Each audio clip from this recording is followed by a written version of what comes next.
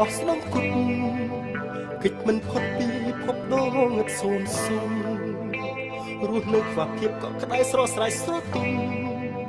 ដូចយុគយន្តលិចលងក្នុងភពអន្តការស្រមោលពីអាទិត្យក្នុងចិត្តអាប់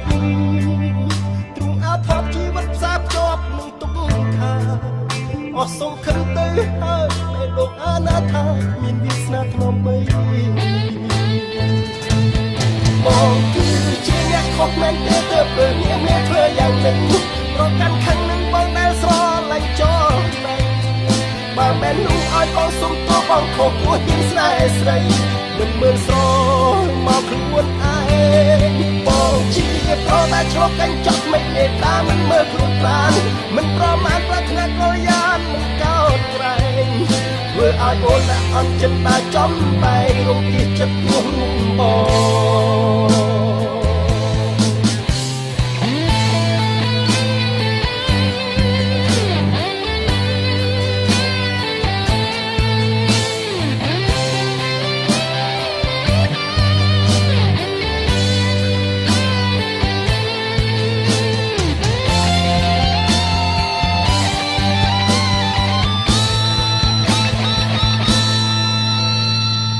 ជីវិតដោយសូរ្យាអស់ស្នងគុណគិតមិនផុតពីភពដងងឹតសូនសូននោះនៅខ្វះភាពកក់ក្ដៅស្រស់ស្រាយស្រទន់ដូចយុគយន្តលិចលងក្នុងភពអន្តការស្រមោលពីអាទិត្យក្នុងចិត្ត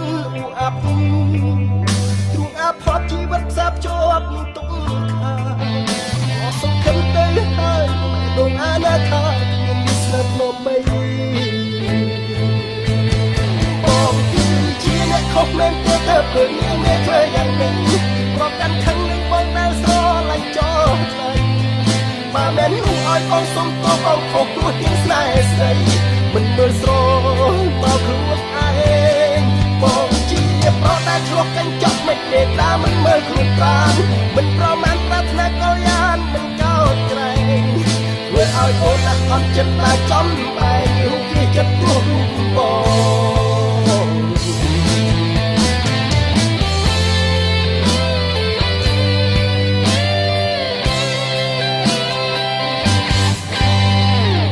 ឆ្លុះកញ្ចក់ទាំងថ្មិចនេត្រាមិនមើលប្រាថាជាអ្នកណាមិនក៏លោភលួចប្រាថ្នាបបផាក្នុងសួនសួទី